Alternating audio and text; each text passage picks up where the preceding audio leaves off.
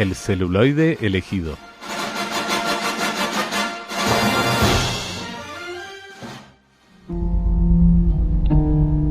Cada un dels avions va soltar una bomba al centre de cada poble y van matar més de 40 personas.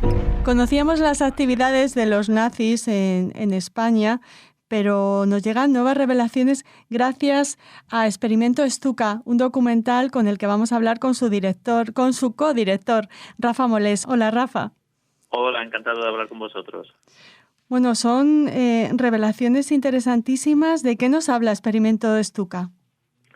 Pues bueno, mira, nos habla de un hecho histórico singular, sorprendente.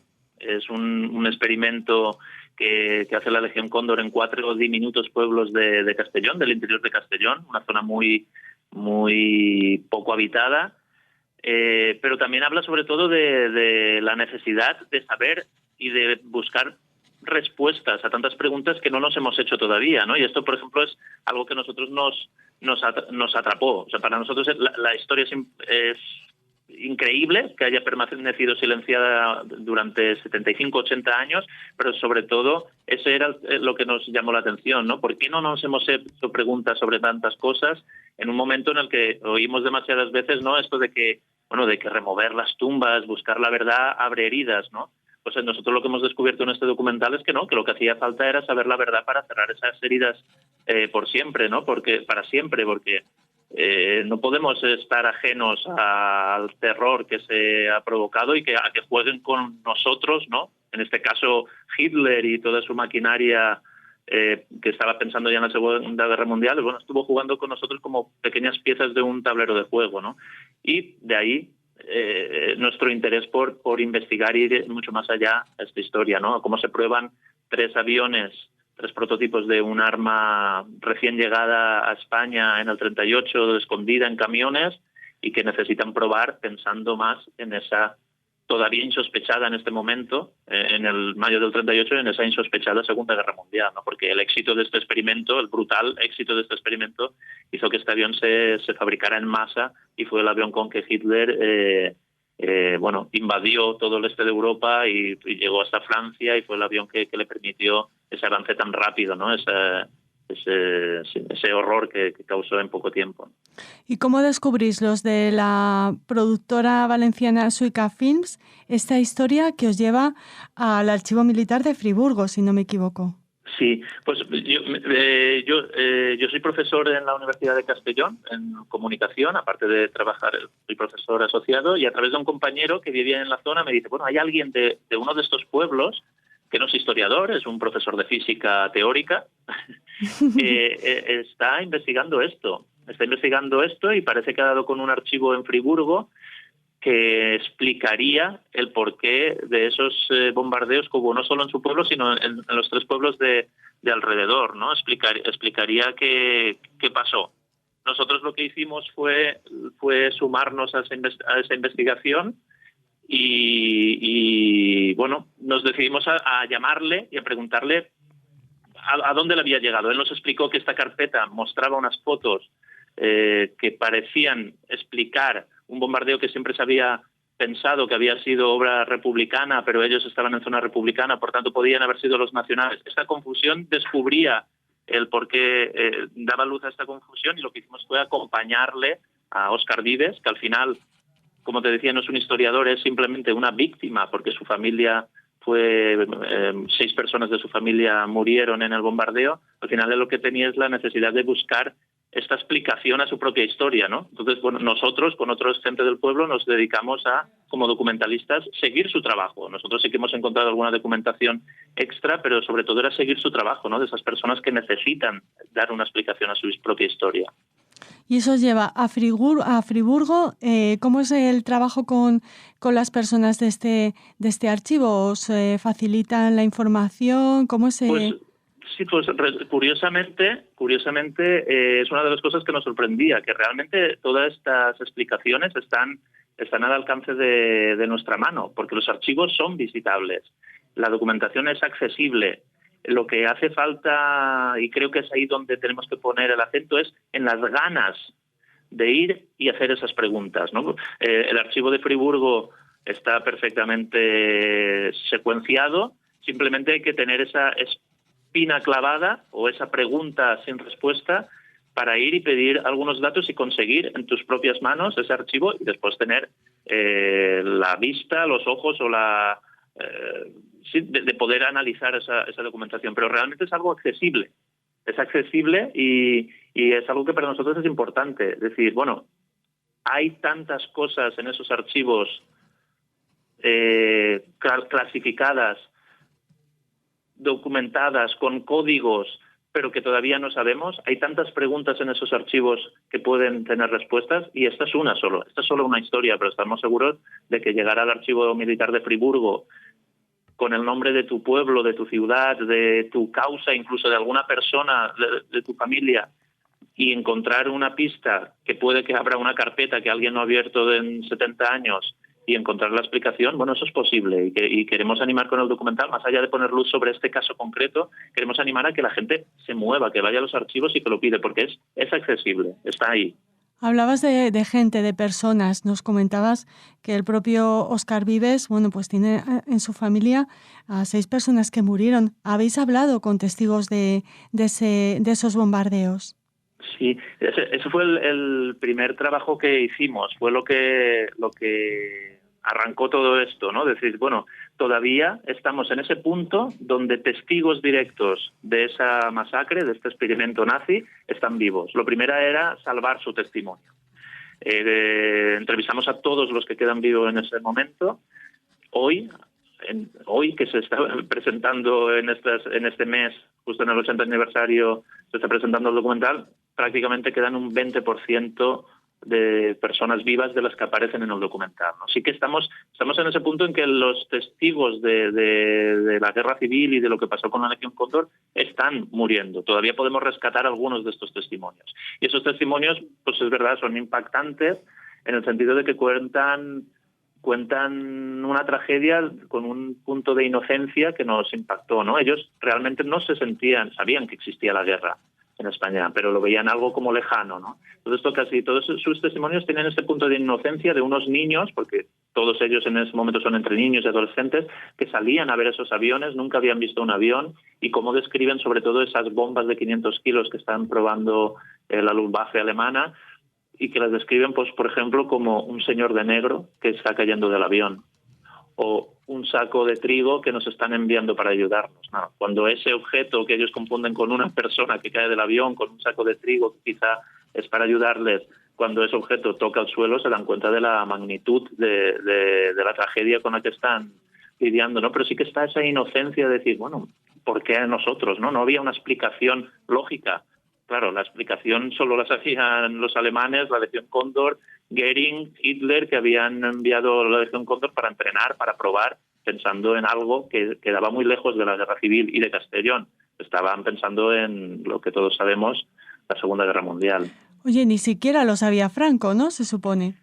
Sí, de hecho es una estrategia bastante común por parte de la Legión Cóndor en toda la Guerra Civil, ¿no? En los diarios privados de von Richthofen, sobre todo, que es el encargado de dirigir estos experimentos, y donde él habla no en términos oficiales sino privados, hay un desprecio absoluto por Franco, por los generales de Franco, que son sus jefes, digamos, durante la contienda,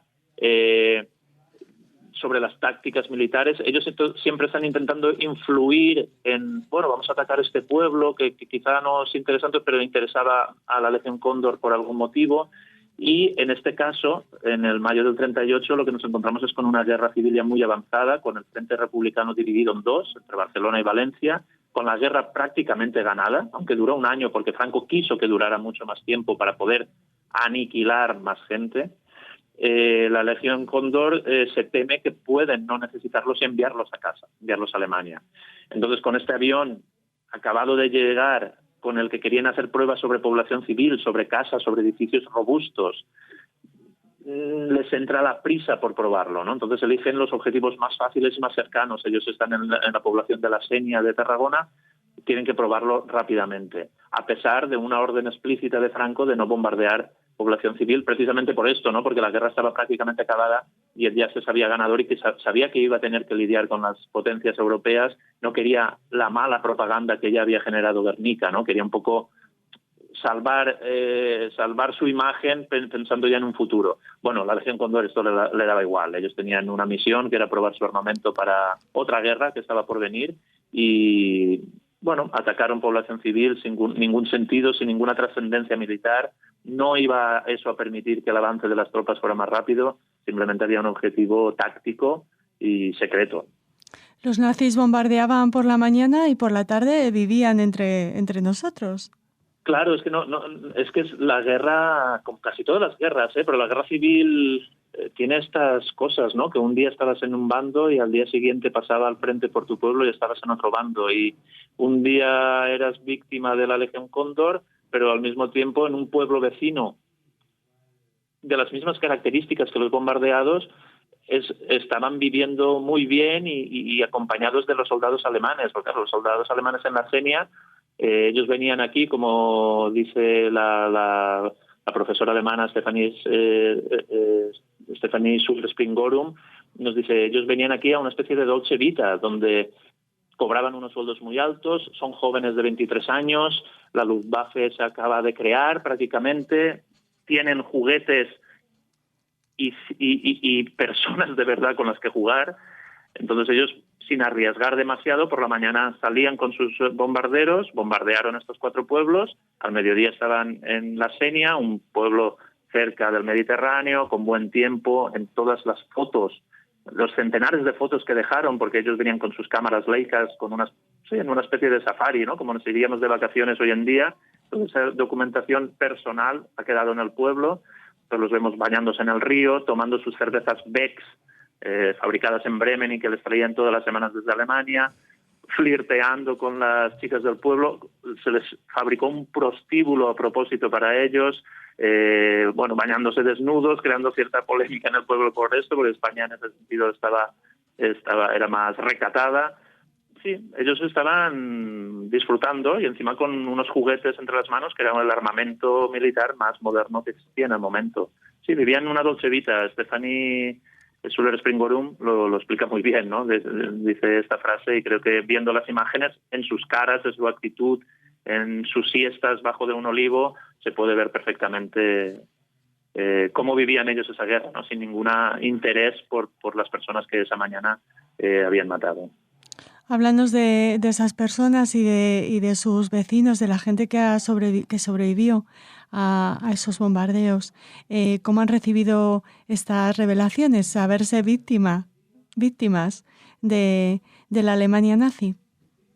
Pues fue curioso porque cuando nosotros comenzamos a entrevistarlos y por tanto ellos están siendo conscientes por primera vez de la noticia, les crea un pequeño shock, no son capaces de interpretar, ¿no? Exactamente la magnitud de lo que está pasando. Lo que sí vemos cuando pasan unos meses, un año, porque hemos estado como 4 años trabajando en este documental, es que vemos que aquí pasaba lo que pasa en tantos pueblos de España, ¿no? Después de la guerra civil, familias enfrentadas unas a ellas, porque fue una guerra fratricida entre 2 bandos, vecinos enfrentados, tú eres rojo, tú eres nacional, y esto existe en estos pueblos también. Existen estos pueblos en un clima de silencio durante muchos años. Aquí lo que pasaba es que como se atacó, estos pueblos estaban en zona republicana, por tanto el atacante lógico sería el bando nacional, sin embargo lo que se ataca son las iglesias y los centros del pueblo para probar el efecto de las bombas sobre los edificios más robustos, más resistentes. Por tanto, esto genera una confusión histórica de que han sido los propios rojos los que han atacado las iglesias, porque ¿quién va a atacar las iglesias sino los rojos, ¿no? ¿Qué supone esto? Pues una división entre los pueblos de unas acusaciones mutuas, no abiertas, silenciadas, pero que sí que crean muchas tensiones entre muchas familias, ¿no? Y a veces estas tensiones han salido durante estos años. Cuando se dan cuenta de esto y con el paso de 1 o 2 años, a partir de la noticia, lo que empiezan a darse cuenta es de que no, que ni tú eres el culpable, ni yo he sido el culpable. Los dos hemos sido víctimas, ¿no? De una mano lejana, una mano oscura que nadie hemos sospechado hasta este momento, que es la Alemania nazi, que está probando sus armas de guerra. Rafa, ¿dónde podemos ver y cuándo Experimento Stuka? ¿Cuál va a ser el recorrido de este documental? Sí, pues este mes de mayo, coincidiendo con exactamente el 80 aniversario de los bombardeos, porque los bombardeos fueron ahora, en mayo, se ha presentado la película en Docs Valencia, en el Festival de Cine Internacional Docs Valencia, donde tuvimos la suerte de llenar las salas y, bueno, tristes por la gente que no pudo entrar, contentos de ver que ha tenido tan buena acogida. En una semana, esta misma semana estaremos en Docs Barcelona, que es uno de los, para nosotros el gran festival de documental en España. Y después tenemos también unos pases, para nosotros especialmente emotivos, que son en los pueblos. En Benassal el día 25, coincidiendo con el día exacto en que cayeron las 3 primeras bombas. El 19 estaremos en Albocàsser, otro de los 4 pueblos, coincidiendo también con la fecha de los bombardeos. Unos pases que van a ser muy íntimos con los vecinos, con los protagonistas de esta historia, y que, bueno, para nosotros son especiales en ese sentido. Docs Barcelona después, durante el verano, estará en otros festivales que iremos anunciando, y a partir de septiembre nuestra idea es que se estrene comercialmente en salas de cine primero, y antes de que acabe el año la película estará en Televisión Española, que ha coproducido con nosotros el documental, y en la televisión pública valenciana de momento. Esas son las plataformas donde se va a poder ver a lo largo de este año, coincidiendo con eso, ¿no? Con el 80 aniversario de los bombardeos. Ya casi nos tenemos que despedir, Rafa, pero siempre que hablamos con un realizador, con un director, le pedimos que recupere, ya sé que es muy difícil, un plano, un fotograma, una secuencia, un diálogo de su trabajo. ¿Con cuál te quedas tú? ¿Con qué imagen? Bueno, como imagen, clarísimamente con Ángel Beltrán, un señor que en el momento que lo entrevistamos y lo grabamos tiene 93 años, que viste de negro desde muy joven y que atraviesa con su boina, con su jersey, con su ropa negra, un campo de trigo. El campo de trigo desde el que vio cuando tenía 15 años, como 3 aviones se acercaban a su pueblo, y él desde la distancia vio como esas tres bombas que para él parecían señores vestidos de negro, exactamente como él va vestido en ese momento, y que caen al pueblo, y cuando él llega al pueblo se da cuenta de que muchos vecinos, muchos niños con los que jugaba habían muerto. Ángel Beltrán, vestido de negro, como de la misma forma que él describe las bombas, atravesando ese campo de trigo, para mí es una de las imágenes que define este documental. Pues gracias por haberlo hecho y por habérnoslo contado aquí en Radio Sefarat. Muchísimas gracias a vosotros. Va ser el dia 25 de maig, quan la guerra va arribar de sobte contra el poble, completament desprevingut. Auf dem schnellsten Wege werden Kriegsmaterialien und die ersten deutschen Freiwilligen, der Grundstock der späteren Legion Condor, in Sonderflugzeugen nach Spanien überführt. La idea es hacer una misión secreta para que no tenga un problema a nivel internacional.